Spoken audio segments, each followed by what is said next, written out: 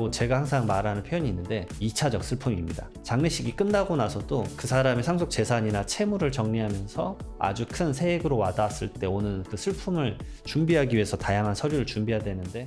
네, 안녕하세요. 라이프링크 스튜디오 여러분, 저는 세무사 이장원이라고 합니다. 두꺼비 세무사란 필명을 좀 쓰고 있고요. 저는 이제 많은 분들에게 좀 자산관리 위주의 세금, 그 다음에 부동산 관련된 세금 위주로 많이 말씀을 좀 드리고 있습니다.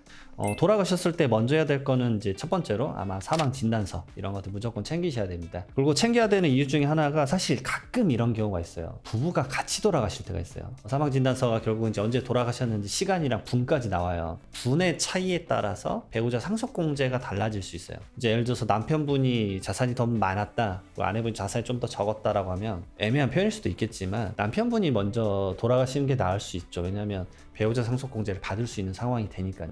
결국은 이렇게 이제 세금에 대한 문제는 후차적인 과정, 그리고 제가 항상 말하는 표현이 있는데 2차적 슬픔입니다. 장례식이 끝나고 나서도 그 사람의 상속 재산이나 채무를 정리하면서 아주 큰 세액으로 와닿았을 때 오는 그 슬픔을 준비하기 위해서 다양한 서류를 준비해야 되는데, 첫 번째가 그 사망 진단서가 되겠고요. 그 다음에 두 번째로는 장례식장 비용 영수증 당연히 챙기셔야 되겠죠. 이것도 상속세 신고를 하실 때 경비 처리가 되세요. 그 다음에 이제 장례가 끝나시고 나서는 이제 본격적으로 행정 업무 처리를 하셔야 됩니다. 그래서 사망 신고를 하셔야 되겠죠. 사망 신고도 원래는 이제 한 달 이내에 하셔야 돼요. 한 달 이내 안 하게 되면 과태료도 발생을 하는데, 어차피 안 할 수 없는 부분이고, 사망 신고를 해야 그 상속인에 대한 재산 파악이 가능하세요. 사망 신고를 하게 되면 피상속인, 돌아가신 분의 계좌가 이제 묶이게 됩니다. 가끔은 이제 계좌가 묶이기 전에 아버님의 아니면 어머님의 계좌를 좀 써야겠습니다 라고 하시는 분들이 있는데, 상속인들끼리의 다툼이 없다 그러면 저는 그거는 뭐 괜찮다, 어차피 상속세 신고하는 데 있어서는 상관없다라고 말씀을 드리는데, 상속 포기를 하거나 한정 승인을 하려고 했다라고 하는 상황이면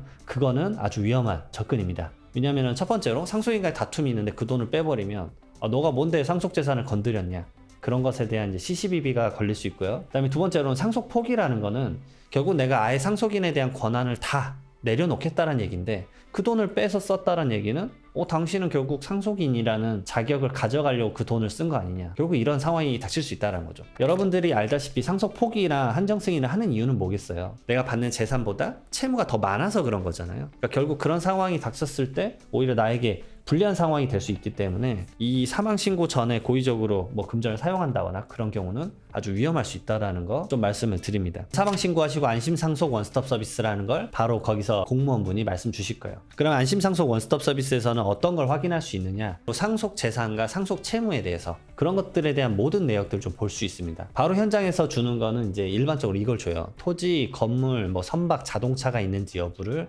바로 줍니다. 그런 것들은 시군구청에서 바로 파악이 가능하기 때문에 7일에서 한 20일 정도 걸리는 게 대부분 뭐냐면요, 이제 뭐 연금부터 시작해서 보험금, 예금, 적금, 주식, 새마을금고, 우체국, 이런 내역들은 결국 관련 유관기관에 통보를 해서 정보를 얻어야 되기 때문에 그 시간이 며칠씩 걸리세요. 그 다음에 제가 권해드리는 건 금융감독원의 그 사이트가 또 있어요. 상속인 재산조회 서비스라고 있는데, 행정 업무가 좀 원활하신 분, 컴퓨터 작업을 잘할 수 있는 분들이 이걸 처리하는 게 정말 좋다라고 말씀을 드려요. 그 다음에 또 말씀드리는 게 이거 좀 중요합니다. 예를 들어서 아버지가 돌아가셨다고 하면 아버지의 휴대폰 번호를 갑자기 정지를 시키거나 해지를 시켜버리는 거죠. 해지가 최악이에요, 제가 봤을 때는. 근데 왜 그러냐면, 첫 번째로는 부모님과의 추억이 거기 많이 담겨졌을 수도 있기 때문에 그 추억을 위해서라도 꼭 남겨두셨으면 좋겠고, 두 번째로는 채권 채무 관계를 정리를 해야 돼요. 최근에 상담 때 저는 이런 경우도 있었어요. 계좌 내역을 10년치 거를 봤는데요, 피상속인 계좌를 3억 원인가가 한 3년 전에 누군가에게 간 거예요. 근데 그 누군가가 도저히 누군지 모르시는 거예요. 제가 상담 때 말씀을 드렸죠. 문자랑 휴대폰 내역을 어떻게든 뒤져서 찾아봐라. 근데 알고 봤더니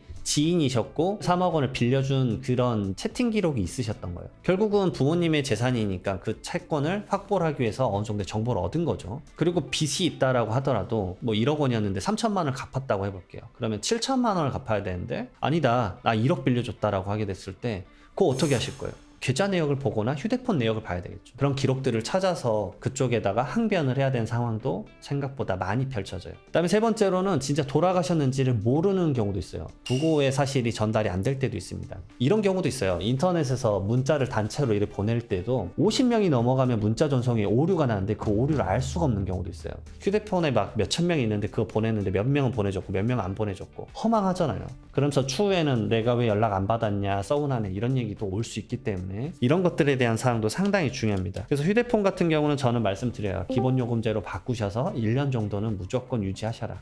하다못해 상속세는 무조건 신고 끝나고 나서 조사가 무조건 발생되기 때문에 조사 끝날 때까지라도 좀 남겨놔라라고 말씀을 많이 드립니다. 우선은 지금 이제 제 개인적 생각에 뭐 선거철이어서 그런지 모르겠지만 상속세 개편에 대한 얘기가 상당히 많이 나오고 있습니다. 사실 대한민국이 OECD에서 제일 상속세가 높습니다. 1년에 총 조세 거치는 게 뭐 100이라고 한다 치면은 2.42% 정도 대한민국이 돼요. 그러면 2% 정도인데 뭐 맞냐?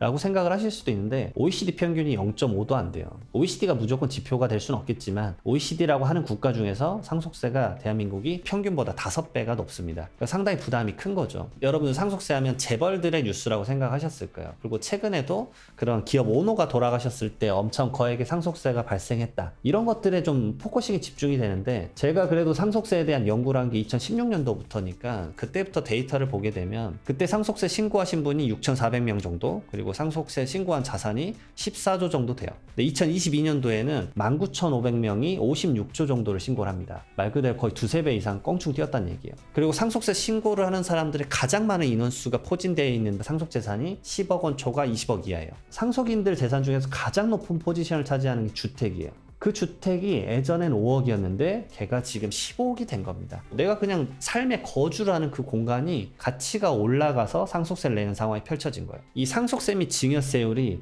1999년도에 개정이 되고 나서 지금 24년째 개정이 되고 있지 않습니다. 그래서 이것에 대한 뉴스도 많이 나와요. 그러니까 예전에는 상속세에 대해서 좀 준비하자라고 하는 게 대부분 중소기업이나 중견기업 회장님들, 사장님들 대상이었는데 요즘은 중산층의 고민이 돼버렸어요. 10억 원 이상의 주택을 가지고 계신 분들은 그냥 상속세 과세 대상이라고 생각하시면 돼요. 배우자가 있으면 10억까지는 공제는 되지만 그 이상의 금액에 대해서는 상속세가 발생하기 때문에 그렇죠. 지표로 많이 하는 게 음마아파트인데요. 음마아파트가 예전에 뭐 5억 정도 했었을 때는 일괄 공제 5억 원 공제되면은 상속세가 0원이죠. 근데 지금 음마아파트 얼마예요? 20억, 30억씩 하잖아요.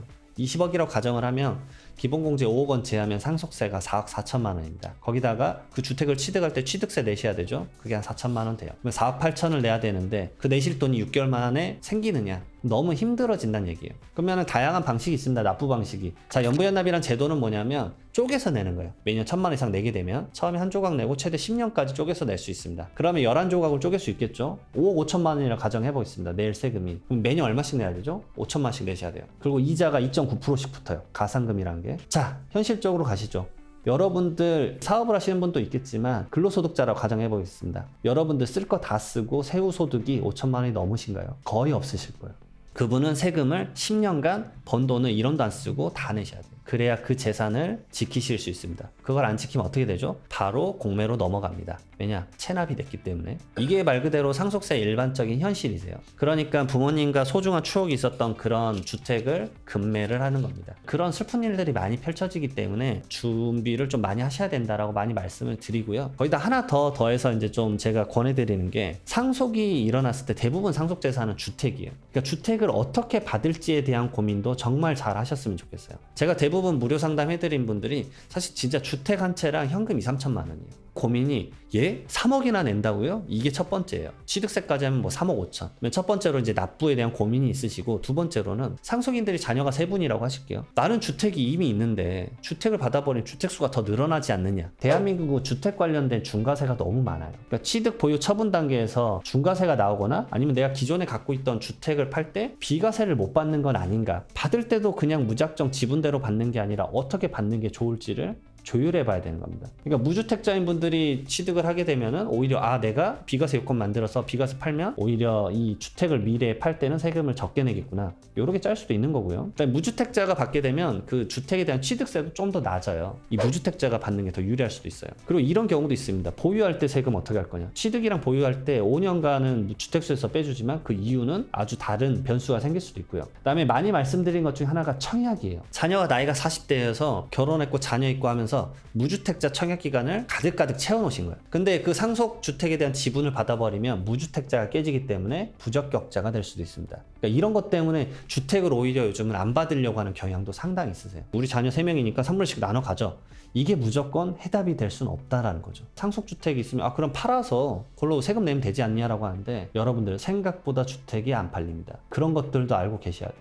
상속세 미팅할 때마다 제가 안타까운 것 중에 하나가 그거예요. 자, 세무사님 찾아왔으니까 이제 세금 좀 줄여 주십시오 이건데, 사건이 다 끝나고 나서 세금을 줄이는 건 거의 힘들 때가 많습니다. 상속의 세금은 일반적인 여러분이 알고 있는 종합소득세나 양도소득세랑은 달라요. 그러니까 사건이 다 펼쳐지고 왔을 때는 이미 모든 게 거의 다 종결된 상황이 돼버린 경우가 많습니다. 물론 거기 내에서도 전략들을 짜서 줄일 수 있는 게 있지만 그 운신의 폭이 좁다란 얘기죠. 그래서 제가 무조건 말씀드리는 건, 우리나라는 어쩔 수 없다. 10년의 사전증여 룰이 있다. 그걸 지켜서 최대한 빨리빨리 증여를 해야 된다라고 정말 강조를 드려요. 증여라는 건 살아생전에 주는 거잖아요. 아버지가 아들한테 줬다고 해볼게요. 그럼 아들이 증여세를 내는 거예요. 수중자가 대한민국은 세금을 내게 되어 있기 때문에. 그러면 증여를 하고 10년 이내 재차 증여를 하면 합산하게 되어 있습니다. 상속세도 마찬가지예요. 증여를 하고 10년 이내 이 증여자가 돌아가시면 본인의 상속세 계산할 때 10년간 증여했던 거 얹어서 계산합니다. 그러니까 상속세가 다시 늘어날 수밖에 없는 거예요. 그러니까 상속인에게는 10년, 그 다음에 상속인 이외의자는 5년이에요. 상속인 이외의자로 대표적인 게 누구냐면 사위, 며느리, 손주, 형제예요. 1차 상속인이 아니니까 5년 이내 합산이세요. 근데 상속인들은 10년 이내 걸 증여한 걸 다 합산하니까, 내가 그래도 5년 이상은 좀 건강하게 살 것 같은데 10년 사는 건 도저히 안 될 것 같다라는 상황이 들면 오히려 자녀를 주는 것보다는 사위, 며느리, 손주 주는 게 낫다. 금액 제한은 없어요. 증여세는 어차피 그 시점에 당연히 내야 되는 부분이기 때문에 증여세는 증여세도 내지만, 사위가 받았다고 가정을 해볼게요. 근데 이게 5년 이내 돌아가시면 다시 전부 다 얹어져가지고 50% 세율 구간이다 그럼 30%의 차익에 대해서 어차피 다시 내야 돼요. 근데 5년이 지났다 그러면 증여세 그 당시 20%만 낸 걸 끝. 그렇기 때문에 그 30%를 세이빙을 할 수 있는데, 그럼 30% 해봤자 얼마나 되냐고 할 수 있는데, 이렇게 나눠준 분들이 10분이고 각각 5억씩 줬다고 해봐요. 그럼 50억에 30%면 15억을 세이빙을 한 겁니다. 그러니까 이런 것들을 좀 고민을 해보셔라 라고 말씀을 드려요. 제가 이 촬영하기 전날에 상담을 한 게 어떤 분이셨냐면, 자산이 한 200억 정도 되셨어요. 부동산이 많으셨는데 제가 말씀드렸어요. 지금 돌아가시면 상속세 90억 정도 나옵니다 하니까 진짜 까무라지시더라고요. 여러분들 90억인데 부동산 위주로만 갖고 있어요. 어떻게 하셔야겠어요? 바로 금매를 할 수밖에 없습니다. 10년간 살기에는 좀 힘드실 수도 있다라고 한다면 사위, 며느리, 손주에게 제발 빨리 증여를 해라. 그리고 그분이 5년간 건강하게 사시길 진짜 빈다. 그 방법밖에 없다라는 그 룰을 말씀드릴 수밖에 없었어요. 왜냐면 증여세를 냈을 때 세율은 10% 구간인데, 그분은 어차피 상속 재산이 많기 때문에 이게 5년이든 10년이든 다시 얹어지면은 50%의 세율이 돼버려요. 예전에 10%를 냈더라도 차익인 40%를 추가로 내야 되니까 주나 마나인 상황인 거죠. 하지만 지금 건강하시다라고 한다면 최대한 빨리 5년은 사실 수 있으니까 그런 것들에 대한 구도를 한번 짜봐라 라고 말씀을 드렸습니다. 가족마다 다를 수 있겠지만 10년 주기 룰을 무조건 지켰으면 좋겠다라는 게 첫 번째고, 첫 번째로 어떻게 더 극대화시킬 수 있는지 말씀을 드려보면, 아이가 태어나자마자 주라고 저는 말씀을 많이 드립니다. 미성년자 때까지는 직계 존비속간에는 2천만 원까지 줄 수 있고요. 그 다음에 성년이 되면 5천만 원까지 증여재산 공제를 적용받으니까 증여세가 1원도 나오지 않게 됩니다. 그래서 이렇게 30살까지 4번 정도를 줄 수 있어요. 2천만 원, 2천만 원, 5천만 원, 5천만 원. 1억 4천만 원이지만 어떤 주식 계좌를 만들어서 배당주 위주로 주식을 산다 그러면 그 4%의 인플레이션 상승폭이 증가됐을 때 30살 될 때쯤 되면은 한 2억 3천만 원까지 재산이 좀 증가될 수가 있습니다. 그 자녀가 처음에 스타트를 할 때 마중물을 좀 마련해 줄 수 있는 거죠. 근데 이제 당연히 저도 이거 보시는 분들이 말도 안 되는 소리 하지 말라는 이해가 가는 것 중에 하나가 뭐냐면, 그 아이가 0살이면 부모님의 나이는 몇 살이죠? 30대일 거예요, 대부분. 30대가 대부분 돈이 없죠. 근데 누가 주셔야겠죠? 당연히 할아버지 할머니가 주셔야 돼요. 직계 존속의 범위에는 할아버지 할머니, 외할아버지 외할머니도 있습니다. 대한민국에 지금 60대 이상 분들이 자산을 가지고 있는 게 40%가 넘어요. 20대 30대는 12%밖에 없습니다. 그 손주들을 사랑하는 마음은 자식하고는 좀 다를 거예요. 자식분들 사실 미우셔서 안 주실 수도 있는데, 손주들은 예쁘시니까 좀 주시라고 말씀 많이 드려요. 왜냐면 그 손주가 이 대한민국 사회에서 게임 스타트를 못 합니다. 지금의 20, 30대가 마찬가지일 건데, 지금의 이제 아이들 10살 이내의 아이들은 사회적 환경이 더 힘들지 않을까라는 생각을 전 개인적으로 해봐요.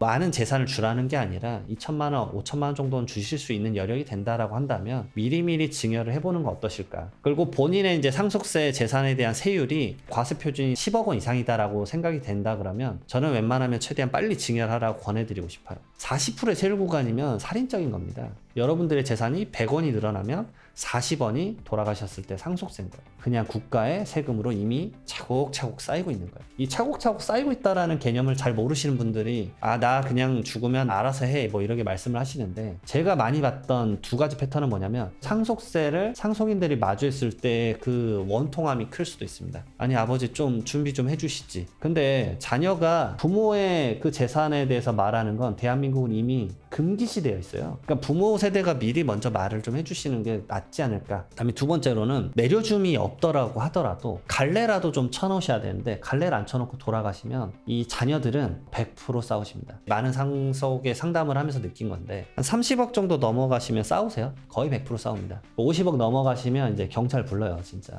100억 넘어가면 오히려 조용합니다. 그냥 어차피 페이퍼로만 일해요. 법원에서 보거든요. 이걸 바라시는 건 아니실 것 같아요. 자녀들이 싸우는 것 때문에 그 배우자가 화병 나서 3개월 안에 돌아가신 적도 있었어요. 그러니까 미리미리 좀 나눠주셨으면 좋겠다는 생각을 많이 해봅니다.